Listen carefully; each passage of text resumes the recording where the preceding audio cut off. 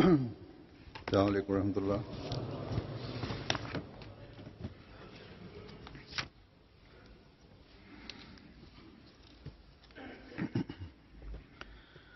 أشهد أن لا إله إلا الله وحده لا شريك له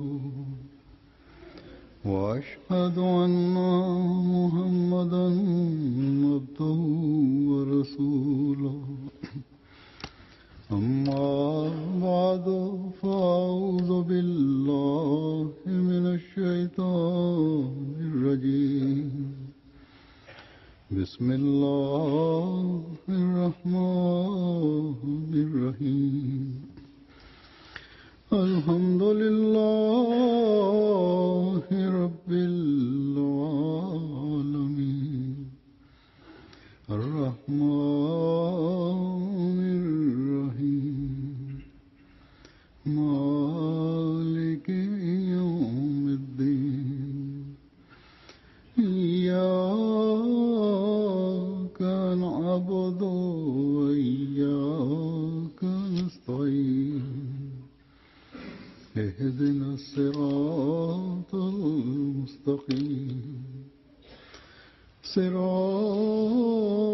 الذين أنعمت عليهم غير المغضوب عليهم ولا الضالين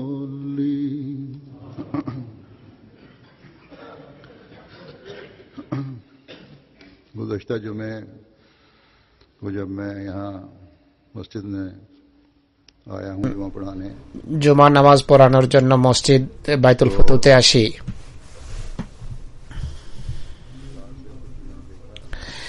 কার থেকে নামতেই দেখি যে সাংবাদিকদের একটা বিরাট শ্রেণী এখানে দাঁড়িয়ে আছে। আমার জিজ্ঞেস করার পর আমির সাহেব আমাকে বললেন যে মহানবী সাল্লাল্লাহু আলাইহি ওয়াসাল্লাম সম্পর্কে আমেরিকায় অত্যন্ত মর্মপীড়াদায়ক চলচ্চিত্র নির্মাণ করা হয়েছে বা ছবি নির্মাণ করা হয়েছে। তার বিরুদ্ধে মুসলমানরা যে প্রতিক্রিয়া ব্যক্ত করছে সেই প্রেক্ষাপটে তারা আহমদীদের প্রতিক্রিয়া কেমন তা দেখতে এসেছে। আমি বললাম ঠিক আছে।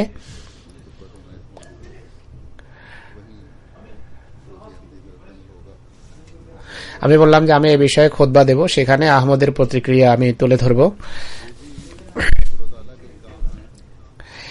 এটিও খোদারই অনুগ্রহ, তারই কাজ। সাংবাদিকদের একটা বিরাট শ্রেণী বা মিডিয়া, এত বড় মিডিয়াকে এখানে নিয়ে এসেছে। আর আমার হৃদয়ে আল্লাহ তাআলা এই প্রেরণা সঞ্চার করেছেন যে আমি এই বিষয়ে বলবো। প্রথমে আমার ইচ্ছা ভিন্ন ছিল, কিন্তু একদিন পূর্বে আমার মনোযোগ আল্লাহ এদিকে আকর্ষণ করেন যে এই বিষয়ে কিছু বলা উচিত।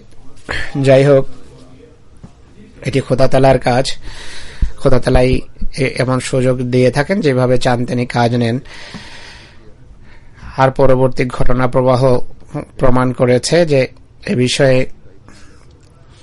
খুতবা দেওয়ার পিছনে খোদা তাআলার সমর্থন ছিল।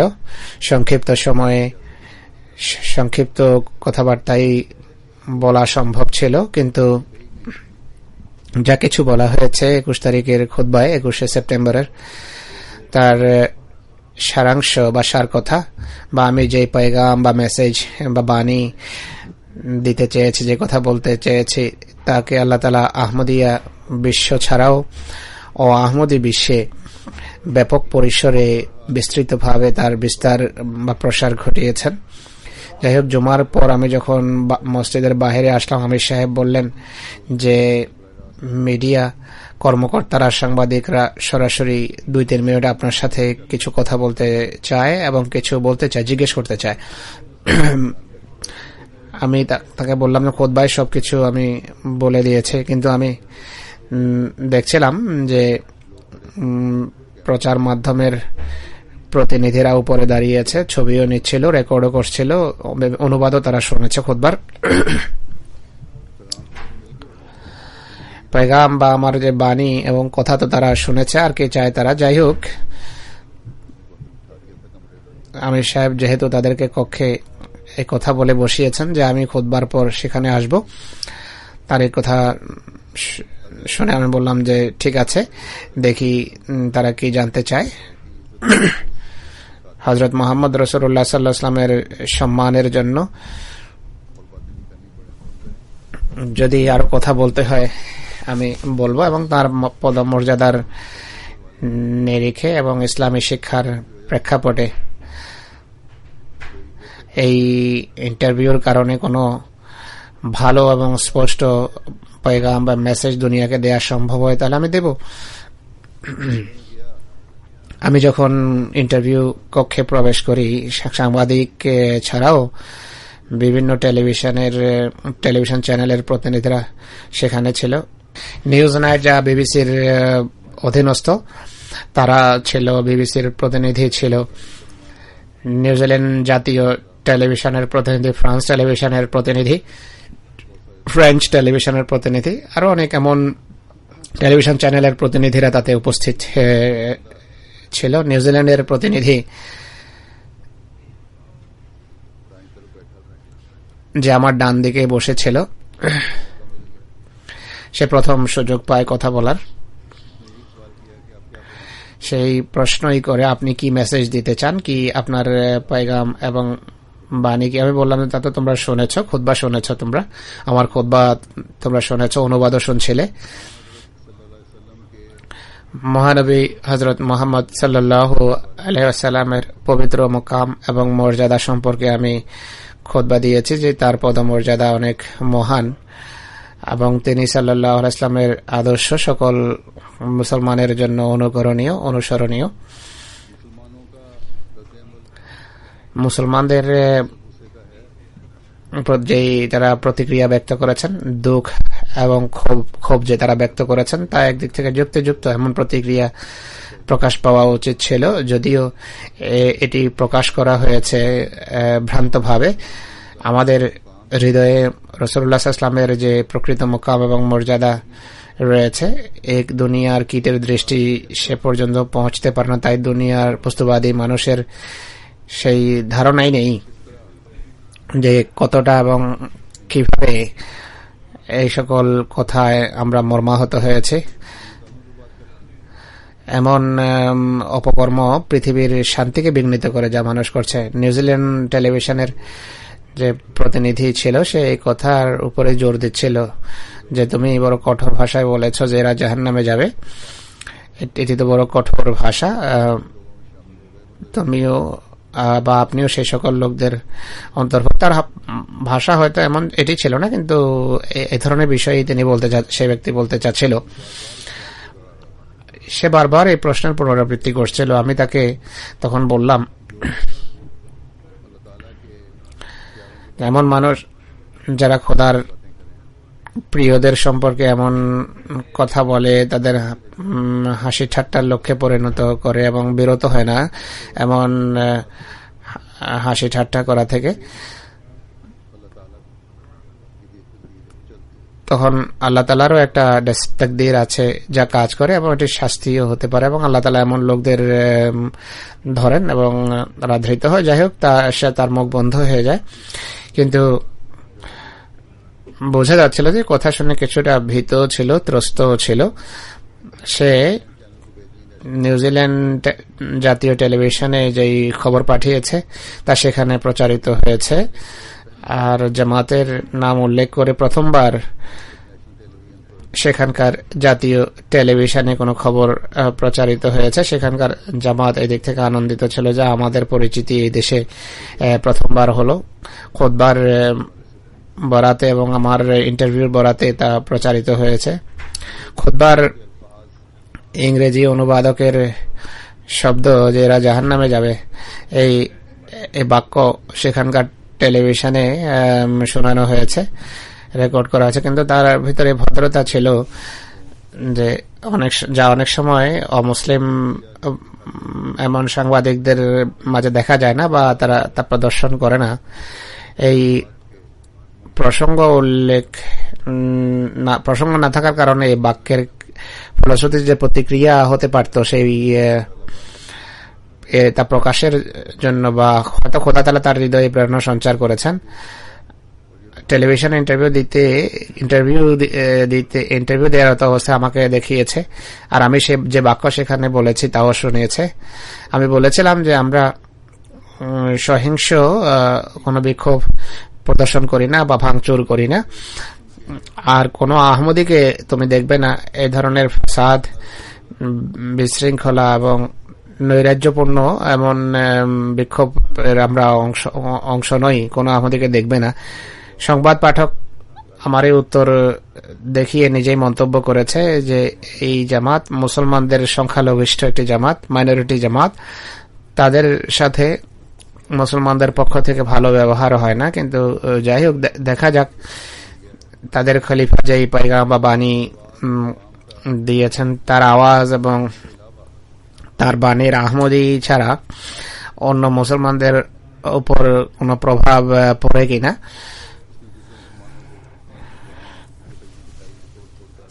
অন্যান্য মুসলমানদের ভাঙচুরের ফুটেজও এসে টেলিভিশনে দেখানো হয়েছে।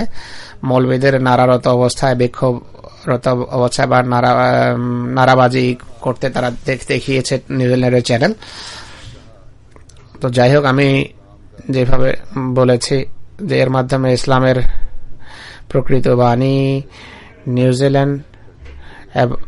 নিউজিল্যান্ডে স্যাটেলাইটের মাধ্যমে, আশপাশের দেশেও তাদের ওয়েবসাইটের মাধ্যমে পৃথিবীর বিশাল অঞ্চলে ছড়িয়ে গেছে। আমরা চেষ্টা করলেও আহমদীয়তের এমন পরিচয় এবং ইসলামের প্রকৃত বাণী এবং মেসেজ এইভাবে পৌঁছানো সম্ভব ছিল না। নিউজিল্যান্ড জামাতের উচিত এখন এই দৃষ্টিকোণ থেকে ইসলাম এবং আহমদীয়তের পরিচয় এবং ইসলামের বাণী দেশের সকল অঞ্চলে পৌঁছানোর চেষ্টা করা উচিত। একইভাবে নিউজিল্যান্ডের চতুর্পাশে যে সকল দেশ আছে সেখানেও হয়তো এটি শোনা গিয়ে থাকবে, তাদেরও উচিত রাসূলুল্লাহ সাল্লাল্লাহু আলাইহি সাল্লামের জীবন আদর্শের বা সিরাতের বা জীবনের বরাতে এই সমস্ত দেশে ইসলামের প্রকৃত শিক্ষা তুলে ধরা এবং প্রচারের সকল প্রকারের পরিকল্পনা হাতে নেয়া। এখানকার নিউজ নাইটের চ্যানেল বলল যে আমি এই ফিল্ম দেখেছি, এই চলচ্চিত্র দেখেছি, এতে তা এমন কোনো কথা নেই যার কারণে তো হইচই করা যেতে পারে। আর মুসলমান এভাবে প্রতিক্রিয়া মুসলমানদের দেখানোর কোনো কারণ নেই। আর বলল যে আপনিও বিস্তারিতভাবে এর উপর বিস্তারিত খুতবা দিয়েছেন, আর কোনো কোনো ক্ষেত্রে বড় কঠোর ভাষায় এটিকে আপনি খণ্ডন করেছেন। এটি তো হালকা ঠাট্টা ছিল মাত্র, ইন্না লিল্লাহ। তো এই হলো এদের চারিত্রিক মান বা নৈতিক মান বা মানদণ্ড। আমি তাকে বললাম যে জানি না তুমি কিভাবে চলচ্চিত্রটা দেখেছো, জানি না তোমাদের আখলাক বা চরিত্রের বা নৈতিকতার মানদণ্ড কি। মুসলমানদের দৃষ্টিতে মুহাম্মদ সাল্লাল্লাহু আলাইহি ওয়াসাল্লামের যে পদমর্যাদা রয়েছে, তাদের হৃদয়ে তার যে পদমর্যাদা রয়েছে, এক মুসলমানের হৃদয়ে মোহাম্মদ রাসূলুল্লাহর যে ভালোবাসা বিরাজমান তা তোমার জন্য বোঝা সম্ভব নয়। আমি তাকে বললাম যে আমি ছবি দেখিনি, কিন্তু দু একটি কথা যে ব্যক্তি আমাকে বলেছে সেই কথাগুলো ছিল অসহ্য। তুমি বলছো এমন কোনো ব্যাপার নয় এটি। এই সকল কথা শুনে আমি সেই ছবি দেখার কথা কখনো ভাবতেও পারি না। যে কথাগুলো তাতে উল্লেখ করা হয়েছে সেগুলো শুনেই রক্ত গরম হয়ে যায়। আমি তাকে বললাম যদি তোমার পিতাকে কেউ গালি দেয়, ভালো মন্দ বলে, অপলাপ করে, তার এর প্রতিক্রিয়া, এক্ষেত্রে তোমার প্রতিক্রিয়া কেমন হবে? তুমি কি কোনো প্রতিক্রিয়া ব্যক্ত করবে? এটি ঠিক নাকি ভুল তুমি বলবে না? মোহাম্মদ রাসূলুল্লাহর পদমর্যাদা মুসলমানদের দৃষ্টিতে এর তুলনায় অনেক বড়। সে পুনরায় ফিল্ম সম্পর্কে, ছবি সম্পর্কে কথা বলার চেষ্টা করলে আমি বললাম যে আমি তোমাকে জানিয়ে দিয়েছি তোমার পিতার বিরুদ্ধে যদি কেউ কথা বলে তুমি কি তা শুনবে? হ্যাঁ বা না উত্তর সে দেয়নি, হ্যাঁ না উত্তর সে দেয়নি, কিন্তু এই প্রশ্ন আর করেনি। এই প্রতিনিধি হয়তো মিডিয়াতে এই সম্পর্কে খবর প্রচার করেনি, কিন্তু আমার এই যে বাক্য যে তোমার পিতাকে যদি কেউ গালি দেয় তুমি প্রতিক্রিয়া দেখাবে কিনা, অন্য কোনো চ্যানেল উঠিয়েছে, নিয়েছে, অনেক জায়গায় বিভিন্ন ওয়েবসাইটে তা দেয়া হয়েছে, ইন্টারনেটে কোন কোন পত্রিকার ইন্টারনেট ভার্সনে দেয়া হয়েছে। আর ইন্টারভিউ সম্পর্কে বিভিন্ন মন্তব্যকারীরা, ভাষ্যকারেরা পাকিস্তানের একটা ইংরেজি পত্রিকা খুতবার প্রেক্ষাপটে, প্রেস ব্রিফিং এর প্রেক্ষাপটে জামায়াতে আহমদিয়া মুসলিমার অবস্থানকে দুনিয়ার সামনে স্পষ্টভাবে প্রকাশ করেছে বা প্রচার করেছে, তুলে ধরেছে। এই আমাদের বক্তব্যের প্রশংসা এত কিছু দেখে কেউ উল্টো কথাও বলেছে, কেননা অধিকাংশ কথা প্রশংসামূলক ছিল আমাদের পক্ষে।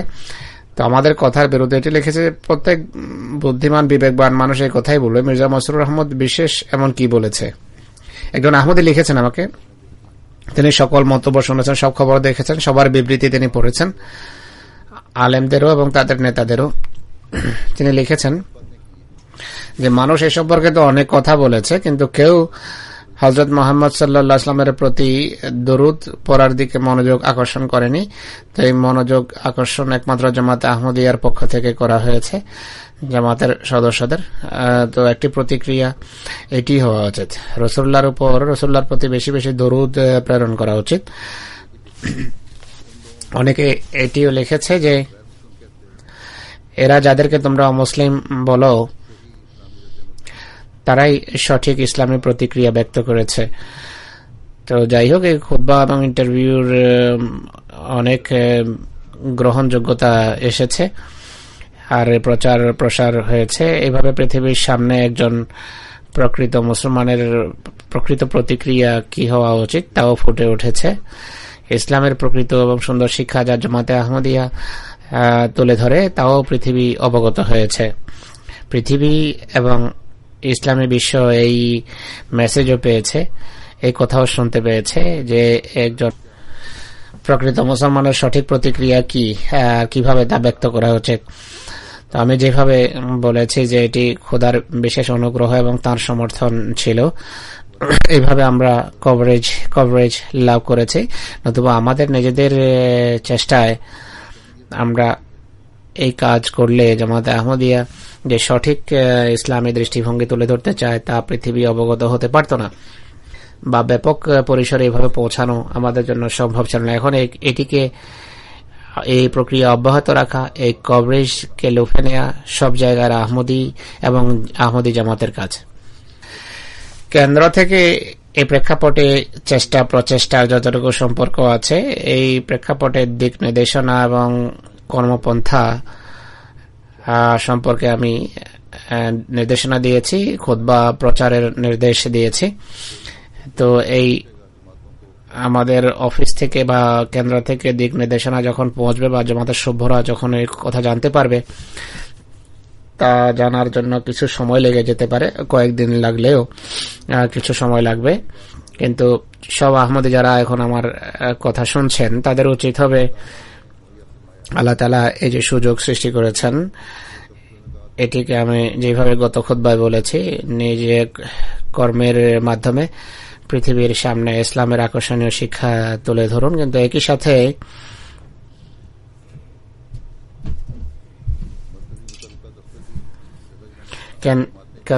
কেন্দ্রীয় সংশ্লিষ্ট বিভাগ, যেভাবে বলেছি, তাৎক্ষণিকভাবে মনোযোগ দিয়ে খুতবার অনুবাদ নিজ নিজ ভাষায় করে ব্যাপকভাবে তা ছড়িয়ে দিন এবং নিউজ মিডিয়ার প্রেক্ষাপটেও তা বলুন এবং প্রত্যেক সচেতন ব্যক্তির পর্যন্ত তা পৌঁছান।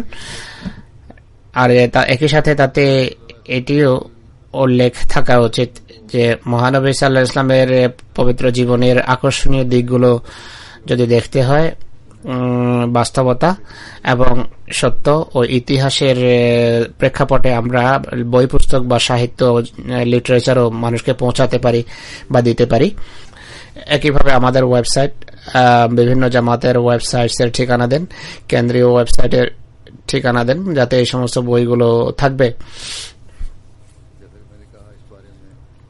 আমি যেভাবে বলেছি এ বিষয়ে পূর্বেও আমি দিক নির্দেশনা দিয়ে আসছিলাম এবং দিয়েছি। কেউ কেউ তাদের পরামর্শ দিয়েছে যে এই খুতবার প্রেক্ষাপটে সংবাদ মাধ্যমে যে প্রশ্নোত্তর অধিবেশন হয়েছে, সারা পৃথিবীতে জামাতের অবস্থান যেভাবে স্পষ্ট হয়েছে তা রাসূলুল্লাহ সাল্লাল্লাহু আলাইহি ওয়াসাল্লামের জীবনীর বিভিন্ন দিককে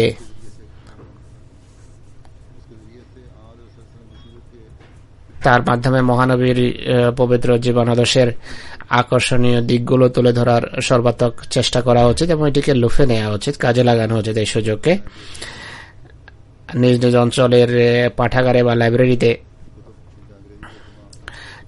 জামাত রাসূলুল্লাহর জীবনী সম্পর্কে যে বই ছাপা হয়েছে বা ইংল্যান্ডে বা ইংরেজি ভাষাভাষী দেশগুলোতে এই বইগুলো রাখা উচিত। একইভাবে কোন শ্রেণীকে যদি বিনামূল্যে বই সরবরাহ করতে হয় তাও করা যেতে পারে। বিশেষভাবে সেই সমস্ত বই যেগুলোর ইংরেজি ভাষায় অনুবাদ হয়েছে বা অনুদিত হয়েছে বা অন্য কোনো ভাষায় অনুদিত হয়েছে তা অজস্র ধারায় ছড়িয়ে দেন। দৃষ্টান্তস্বরূপ দ্বিতীয় খলিফা রাদিয়াল্লাহু আনহুর বই লাইফ অফ মোহাম্মদ সাল্লাল্লাহু আলাইহি পবিত্র জীবনী, যা ইংরেজি ভাষায় ছাপা হয়েছে একইভাবে বা অনুবাদ হয়েছে। মির্জা বশির আহমদ রাদিয়াল্লাহু আনহুর সিরাত খাতামুন নবীনের আংশিক অনুবাদ হয়েছে। বাকি অংশের ওকালতে তাসনিফের উচিত অনুবাদ করে তা ছাপানো। তো আমি যেভাবে বলেছি লাইফ অফ মোহাম্মদ, যা দ্বিতীয় খলিফার বই, একটি ছোট বই, তাতে রাসূলুল্লাহর পবিত্র জীবন আদর্শের সব দিক আয়ত্ত করা হয়েছে সংক্ষিপ্তভাবে এবং সুন্দরভাবে। একইভাবে introduction to the study of the holy Quran, কোরআনের এই বইয়ের একটা অংশে ইসলামের ইতিহাস এবং রাসূলুল্লাহর জীবনী নিয়ে আলোচিত হয়েছে।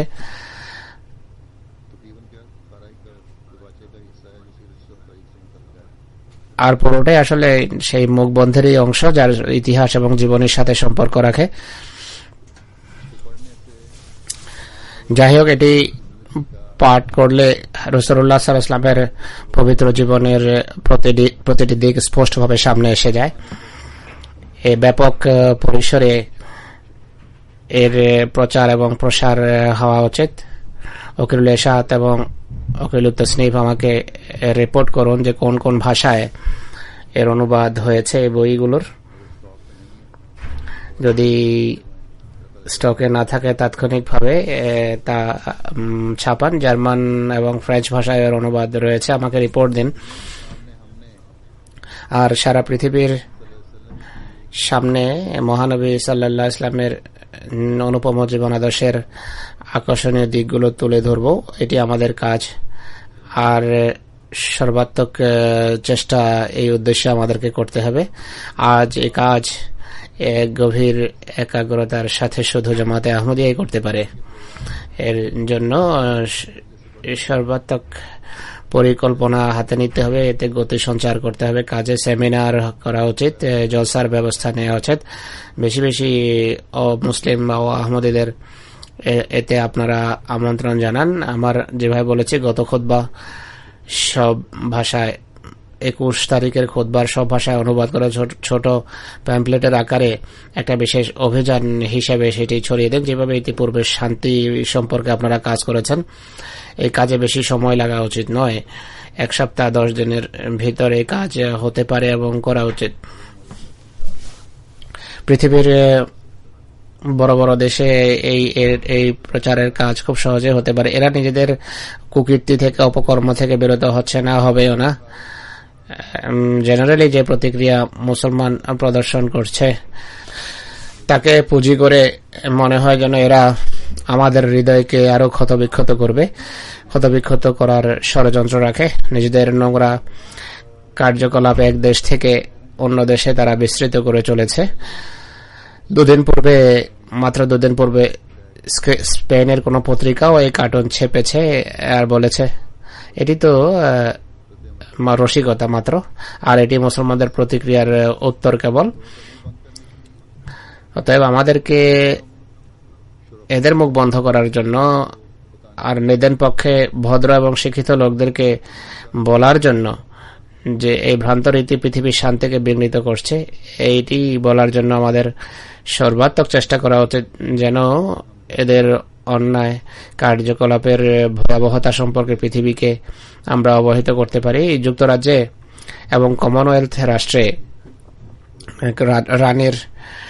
সম্প্রতি রানীর হীরক জয়ন্তী উদযাপন করা হয়েছে। প্রায় সারা বছর এই সম্পর্কে হইচই ছিল এবং রয়েছে, বা এই হীরক জয়ন্তীর উল্লেখ চলছে হচ্ছে, এদিকে এখনো মনোযোগ রয়েছে মানুষের। রানী ভিক্টোরিয়ার যখন হীরক জয়ন্তী উদযাপিত হয় তখন হযরত মসিহ মওউদ তোহফায়ে কায়সারিয়া নামে একটা বই লিখে রানীকে পাঠিয়েছেন, যাতে এখানে রানীর ন্যায়পরায়ণ সরকার গভর্নমেন্টের প্রশংসা করেছে, সেখানে ইসলামের বাণীও পৌঁছিয়েছেন পৃথিবীতে শান্তি প্রতিষ্ঠা এবং আন্তঃধর্মীয় সম্পর্ক এবং বিভিন্ন ধর্মের সম্মানিত ব্যক্তিবর্গ আর নবীদের সম্মানের প্রতি তিনি মনোযোগ আকর্ষণ করেছেন। আর বিস্তারিতভাবে এটিও বলেছেন যে শান্তি কিভাবে প্রতিষ্ঠিত হতে পারে। এখন রানী এলিজাবেথের হীরক জয়ন্তী উপলক্ষে তোহফায়ে কায়সারিয়ার সুন্দর অনুবাদ সুন্দরভাবে বাধাই করে এখানে এলিজাবেথকে পাঠানো হয়েছিল। এলিজাবেথ রানীর সংশ্লিষ্ট বিভাগ, যাকে বই দেয়া হয়েছিল উপহার স্বরূপ, সাথে আমার পত্র ছিল, তার পক্ষ থেকে কৃতজ্ঞতামূলক উত্তরও এসেছে। আর একই সাথে বলা হয়েছে যে রানীর যে লাইব্রেরি আছে সেখানে এটি রাখা হয়েছে, রানী তা পড়বেন। যাই হোক, তিনি পড়ুন বা না পড়ুন, আমাদের যে দায়িত্ব ছিল তা আমরা পালনের চেষ্টা করেছি।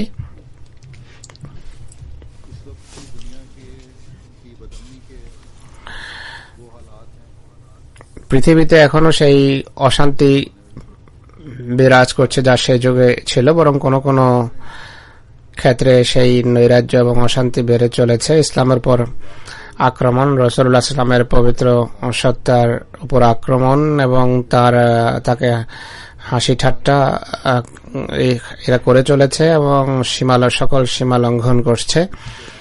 তাই হযরত মসিহ মওউদের এই বাণীর প্রচারের আজকে অনেক প্রয়োজন রয়েছে। শান্তি এবং বিভিন্ন ধর্মের সম্মানের সাথে সম্পর্কযুক্ত যে অংশ আছে সেটি এবং কনফারেন্সের কথা তিনি উল্লেখ করেছেন, যে তা কিভাবে করা যেতে পারে, এসব কিছু একত্রিত করে একটা প্যাম্পলেটের আকারে ছেপে এখানে এবং পৃথিবীর বিভিন্ন অঞ্চলে বিতরণ করার প্রয়োজন রয়েছে। তাৎক্ষণিকভাবে এই ব্যাপারেও পদক্ষেপ নেওয়া উচিত। এটি 2-3 পৃষ্ঠার একটা পয়গাম হবে বা 4-5 পৃষ্ঠা সম্বলিত একটা লিফলেট হবে, যাতে মসিহ মওউদ আলাইহিস সালাম নবীদের কথা উল্লেখ করতে গিয়ে দৃষ্টান্ত দিয়েছেন যে যদি কোন সরকারের নামে বা গভর্নমেন্টের নামে সরকারের পক্ষ থেকে কেউ মিথ্যা আইন বানিয়ে তা ছড়ায় নিজেকে সরকারের কর্মকর্তা প্রমাণের চেষ্টা করে, তাহলে সরকারি ব্যবস্থাপনা সক্রিয় হয়ে যায়, সচেতন হয়ে যায়, এমন ব্যক্তির বিরুদ্ধে পদক্ষেপ নিয়ে থাকে। এটি লিখে তিনি প্রশ্ন করেন যে এটি কিভাবে, তাহলে এটি যদি সত্য হয় তাহলে এই কথা কিভাবে সঠিক হতে পারে যে আল্লাহ তার সম্পর্কে বাজে কথা বলাকে সহ্য করবেন এবং মানুষকে খোলা ছুটি দিয়ে রাখবেন এমন বাজে কথা বলার। অর্থাৎ নবীরা যখন আল্লাহর পক্ষ থেকে কোনো পয়গাম বা বাণী আনার দাবি করেন এবং তাদের জামাতের সংখ্যাও যদি বাড়ে, তাহলে এটি প্রমাণ করে যে এই জামাত বা এরা আল্লাহ তাআলার পক্ষ থেকে। তাই আল্লাহর পক্ষ থেকে আগত ব্যক্তিবর্গের সম্মান করা উচিত যেন পৃথিবীতে শান্তি প্রতিষ্ঠিত হতে পারে। এ সম্পর্কে তিনি যা বলেছেন, শান্তি কিভাবে প্রতিষ্ঠিত হতে পারে বা নবীদের পদমর্যাদা কি, মসিহ মওউদের লেখার একটা অংশ আপনাদের সামনে তুলে ধরব। তিনি বলেন যে আল্লাহ তাআলার আদি নিয়মের অন্তর্গত একটা বিষয় হলো সেই আইন, অর্থাৎ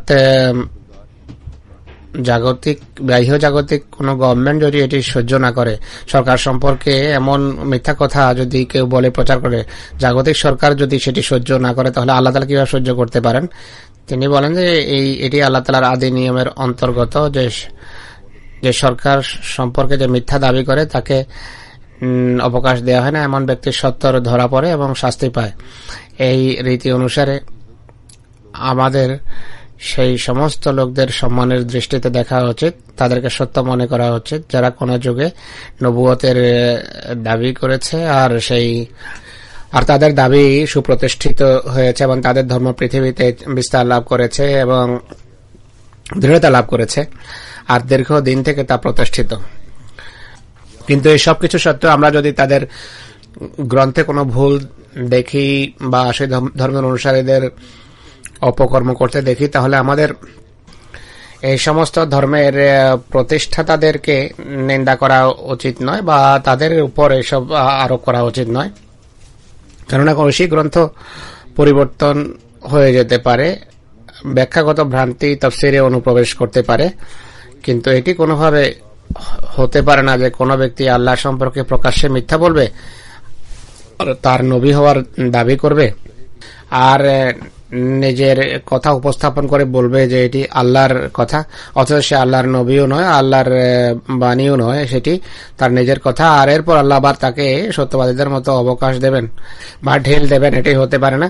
আর সত্যবাদীদের মতো তার জনপ্রিয়তার প্রসার করবেন, এটি হতে পারে না। তাই এটি সবচেয়ে সঠিক, অত্যন্ত কল্যাণময় এবং শান্তির বীজ স্থাপনকারী নীতি হলো এমন সমস্ত নবীদেরকে সত্য নবী আখ্যা দেয়া যাদের ধর্ম সুপ্রতিষ্ঠিত হয়েছে, দীর্ঘ জীবন লাভ করেছে, কোটি কোটি মানুষ যে জামাতের অনুসরণ করছে। এই নীতি অত্যন্ত পবিত্র নীতি। সারা পৃথিবী যদি এই নীতি মেনে চলে, সহস্র সহস্র ফাসাদ, বিশৃঙ্খলা, ধর্মের অসম্মান,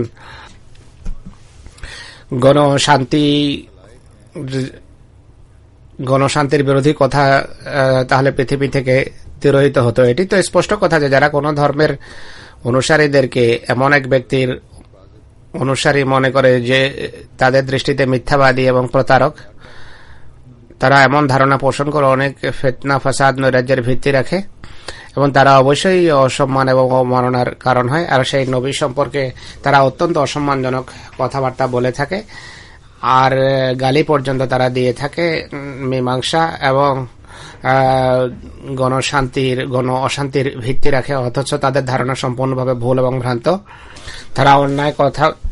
তারা এমন কথাবার্তা বলে আল্লাহর পবিত্র দৃষ্টিতে অন্যায়কারী হয়ে থাকে, জালেম হয়ে থাকে। আল্লাহ তাআলা যেন দয়ালু কৃপালু, তিনি এক মিথ্যাবাদীকে অনর্থক উন্নতি দিয়ে তার ধর্মের ভিত্তি রেখে মানুষকে প্রতারিত করবেন, এটি হতে পারে না। আর আল্লাহ এটিকে বৈধ মনে করেন না যে এক ব্যক্তি মিথ্যাবাদী এবং প্রতারক হওয়া সত্ত্বেও পৃথিবীর দৃষ্টিতে সত্য নবীর সমপর্যায়ে পৌঁছবে। তাই এই নীতি অত্যন্ত আকর্ষণীয় এবং শান্তিপূর্ণ এবং মীমাংসার ভিত্তি রচনা করে।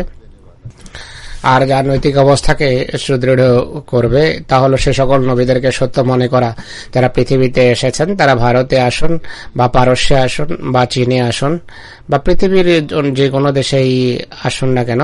আর আল্লাহ তাআলা কোটি কোটি হৃদয়ে যাদের সম্মান গ্রথিত প্রতিহিত করেছেন এবং তাদের ধর্মের ভিত্তি স্থাপন করেছেন, আর শত শত বছর ধরে সেই ধর্ম চলে আসছে। আর কোরআনের নীতি আমাদেরকে শিখিয়েছে। এই নীতির দিক থেকে আমরা সকল ধর্মের নেতৃবৃন্দ যারা এই সংজ্ঞার অধীনে আসবেন তাদেরকে সম্মানের দৃষ্টিতে দেখব। তারা হিন্দুদের ধর্মের নেতা হন বা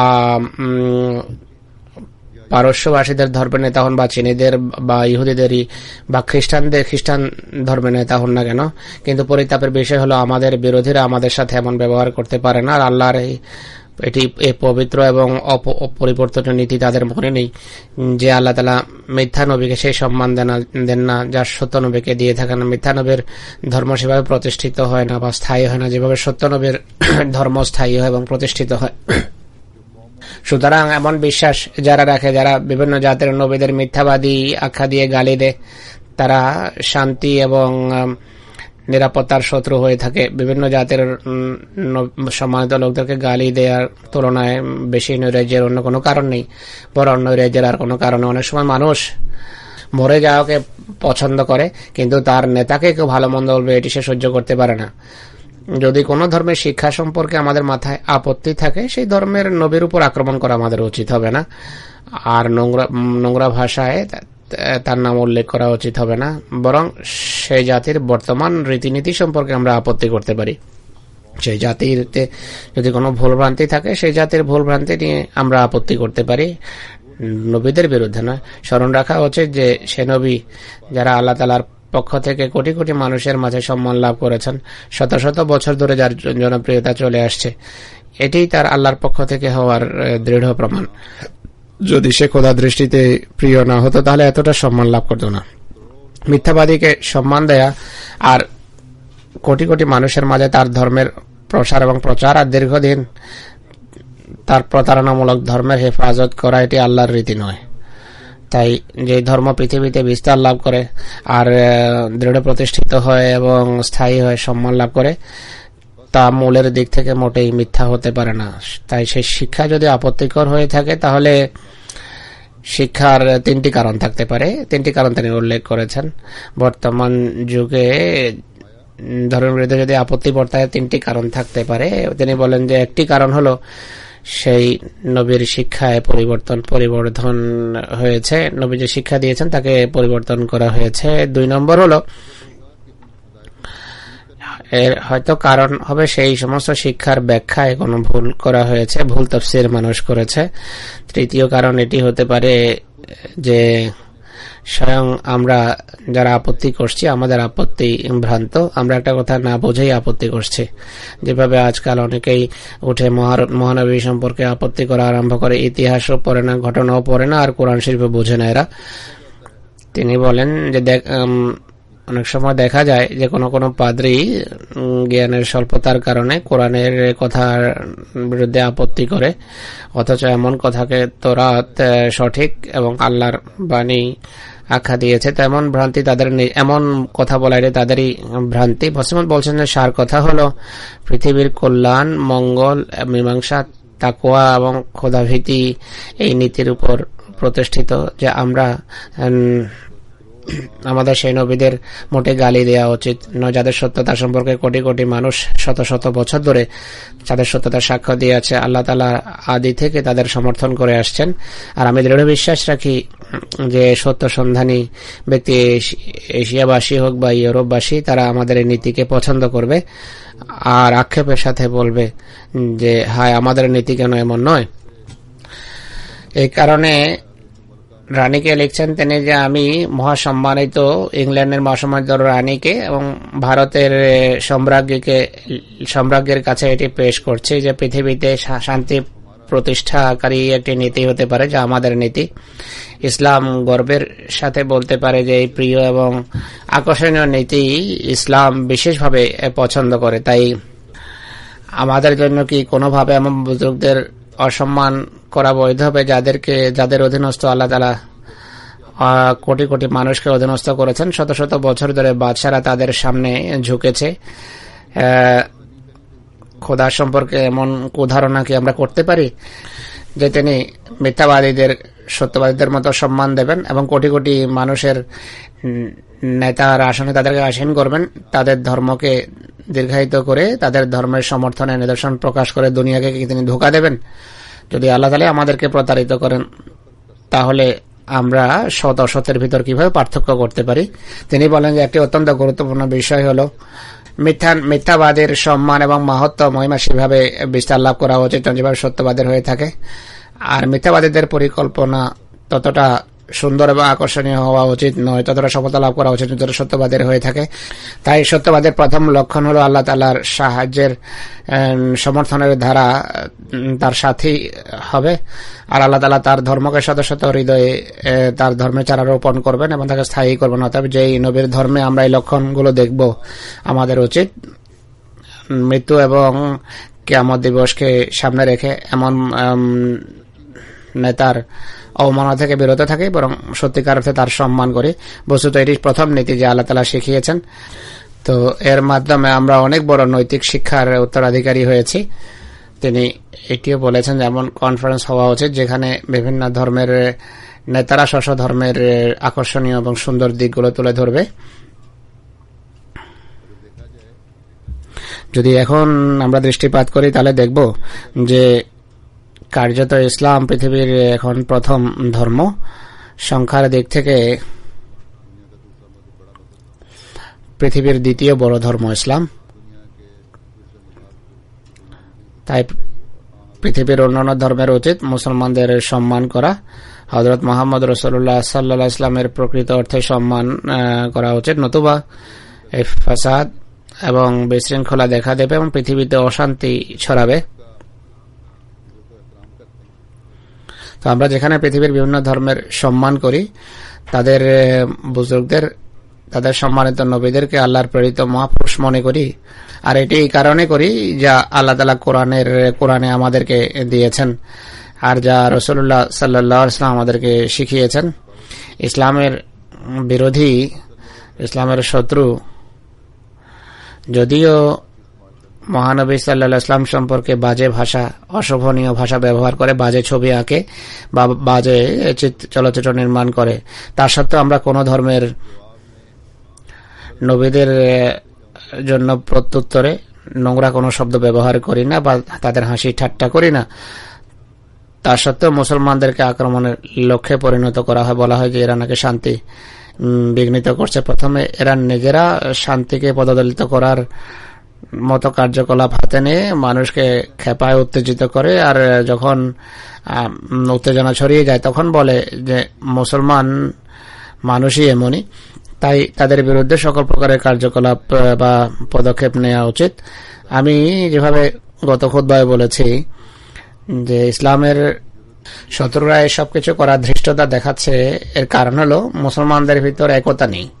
কিন্তু যাই হোক, আমরা আহমদী মুসলমান যাদেরকে আল্লাহ তাআলা মসিহে মওদ এবং প্রতিশ্রুত মাহদির হাতে সমবেত করেছেন, আমাদের কাজ হল পৃথিবীকে হেদায়েতের পথে পরিচালিত করা, শান্তি এবং নিরাপত্তার রীতি শিখানো।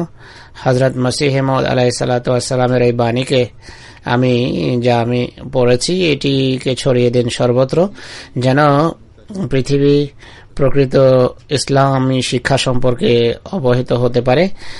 দুনিয়ার কীটেরা জানেই না যে হযরত মুহাম্মদ সাল্লাল্লাহু আলাইহি ওয়াসাল্লামের পবিত্র পদমর্যাদা আর একজন প্রকৃত মুসলমানের হৃদয়ে কেমন বা কত বড়।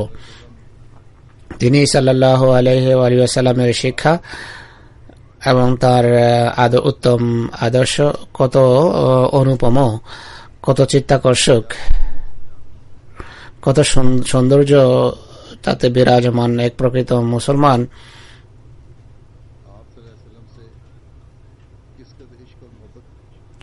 তিনি সাল্লাল্লাহু আলাইহি ওয়াসাল্লামকে কতটা ভালোবাসে তা এরা ধারণাই করতে পারে না। তিনি সাল্লাল্লাহু আলাইহি ওয়াসাল্লামের প্রতি ভালোবাসা এবং প্রেমের বহির প্রকাশ আজ থেকে 1400 বছর পূর্বে হাসান বিন সাবিত কেবল এই পংক্তিতেই প্রকাশ করেনি যে কুনতা সাওয়াদ আল নাজিরি ফামি আলাইকা নাজিরু ফামান শাহ বাদাকা ফালিয়ামুত আলাইকা কুনতু হাদিরু। অর্থাৎ, হে মোহাম্মদ রাসূলুল্লাহ সাল্লাল্লাহু আলাইহি ওয়াসাল্লাম, আপনি আমার চোখের পুতলি ছিলেন, আপনার ইন্তেকালে আমার সেই দৃষ্টিশক্তি হারিয়ে গেছে।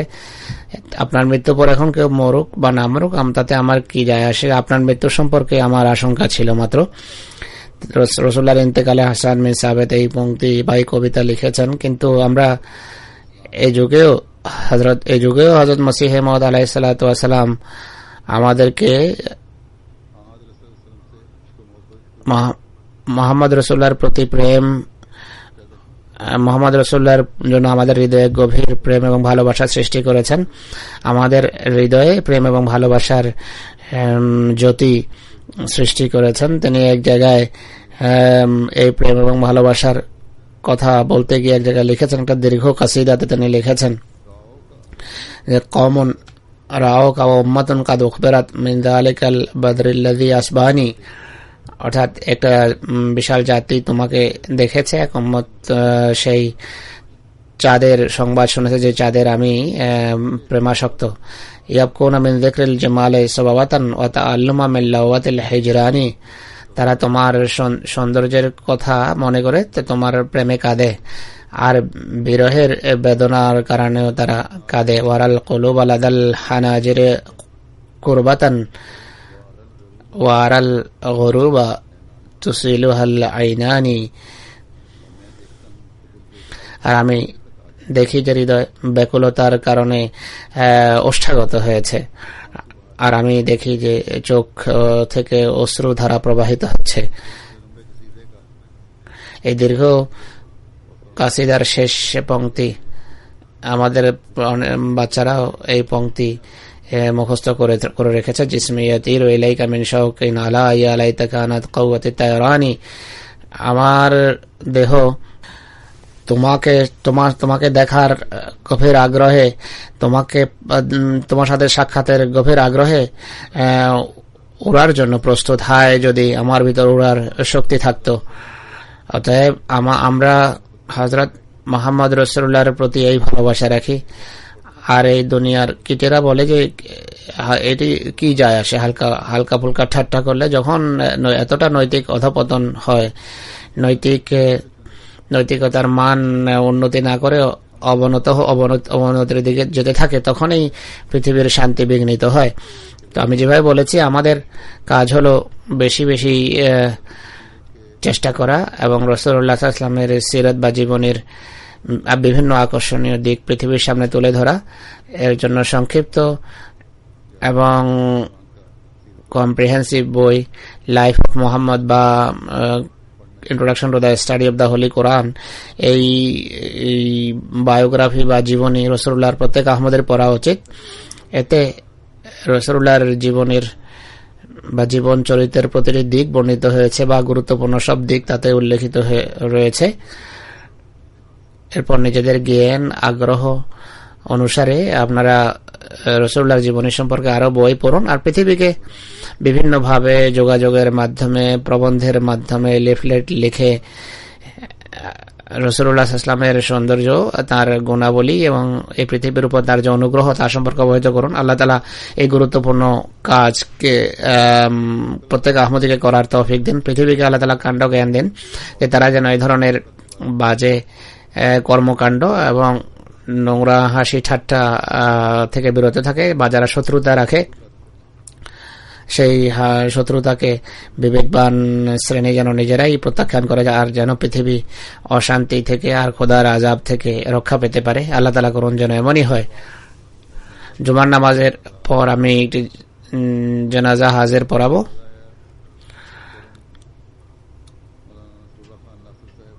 মৌলানা নাসরুল্লাহ খান নাসির সাহেবের নামাজে জানাজা, যিনি জামাতের মুবাল্লিগ ছিলেন। 23 সেপ্টেম্বর হৃদরোগে আক্রান্ত ইন্তেকাল করেছেন। তার হৃদরোগ দীর্ঘদিন থেকে চলে আসছিল। 72 বছর বয়সে ইন্তেকাল করেছেন। ইন্না লিল্লাহি ওয়া ইন্না ইলাইহি রাজিউন। ইংল্যান্ডে বসবাস করছিলেন। মেহের আল্লাদিতা সাহেব গুজরাট নিবাসী, তারই পুত্র তিনি। তার পিতা 1918 সনে তার গ্রাম থেকে পায়ে হেঁটে সিয়ালকোটে গিয়ে হযরত মুসলিম বা দ্বিতীয় খলিফার হাতে বয়াত করেন। মরহুম নাসরুল্লাহ খান নাসির সাহেব 1960 সনে জীবন উৎসর্গ করেন। জামিয়া আহমদিয়ার আবহাওয়ায় ভর্তি হন। শিক্ষাকালে তিনি প্রথম প্রবন্ধ তিনি যে শিরোনামে লিখেছেন তা হল খলিফা অপসারিত হতে পারেন না। এটি পত্রিকা ছেপেছে। গভীর জ্ঞানে আগ্রহ রাখতেন। তাকে মুজাল্লাতুল জামিয়ার যে পত্রিকা, তার এডিটর নিযুক্ত করা হয়েছে। তার লেখার দক্ষতা ছিল। জামাতের বিভিন্ন পত্র পত্রিকায় এবং সংবাদপত্রে লিখতেন। জামিয়া পাশ করার পর 1983 পর্যন্ত পাকিস্তানের বিভিন্ন জামাতে মুরব্বী হিসাবে কাজ করেছেন। ইসলাহ মোকামি তিনি কাজ করার সুযোগ পেয়েছেন। অফিসে, কেন্দ্রীয় অফিসে কাজ করেন। 1994 থেকে 2004 পর্যন্ত সারুল্লাহর এডিটর ছিলেন। এই কারণে তার বিরুদ্ধে অনেক কেসও হয়েছে। এই কেসের জন্য তাকে রাবুয়া থেকে করাচি, সিন্ধু এবং পাকিস্তানের অন্যান্য শহরেও যেতে হতো। অনেক সময় তাড়াতাড়ি ডেট পড়তো, কিন্তু অত্যন্ত বীরত্বের সাথে অসুস্থতা সত্ত্বেও যেতেন এবং আদালতে উপস্থিত হতেন। বড় বীরত্বের সাথে এই সমস্ত মামলা মোকদ্দমার বা মামলার উত্তর দিতেন। অনেক সময় আদালতে তার স্বাস্থ্য খারাপ হয়ে যেত, নৈরাশ্যকর পরিস্থিতি হতো, অনেক সময় শত্রু অনেক সক্রিয় দেখা যেত, কিন্তু আল্লাহ তাআলা তাকে বীরত্ব দান করেছেন, সৎসাহস দিয়েছেন। তিনি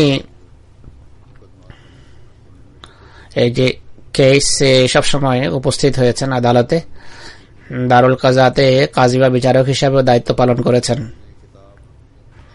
তিনি আসহাবে সিদকু সফা নামে একটা বই লিখেছেন। মুসলিমদের 313 জন সাহাবের কথা উল্লেখ করেছেন, তাদের ইতিহাস বা তাদের সম্পর্কে এই বই তিনি লিখেছেন।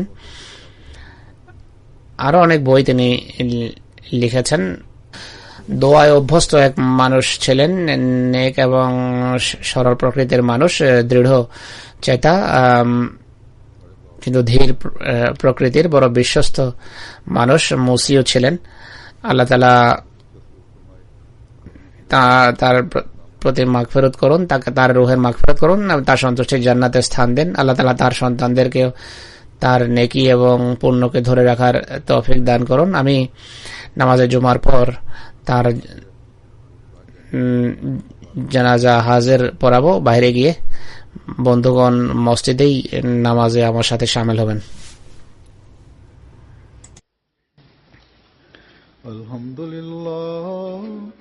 আলহামদুলিল্লাহ নাহমাদুহু ওয়া নাস্তাঈনুহু ওয়া নাস্তাগফিরুহু ওয়া নু'মিনু বিহি ওয়া নাতাওয়াক্কালু আলাইহি ونعوذ بالله من شرور أنفسنا ومن سيئات أعمالنا من يهده الله فلا مضل له ومن يضلل فلا هادي له ونشهد أن لا إله إلا الله ونشهد أن محمدا عبده ورسوله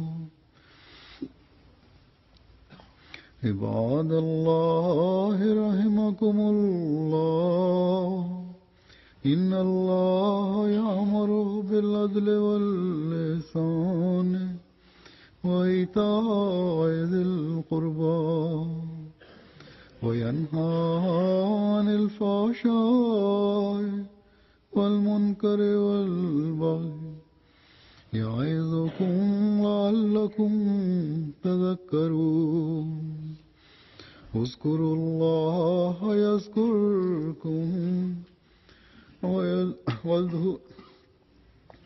اذكروا الله يذكركم وادعوه يستجب لكم ولذكر الله أكبر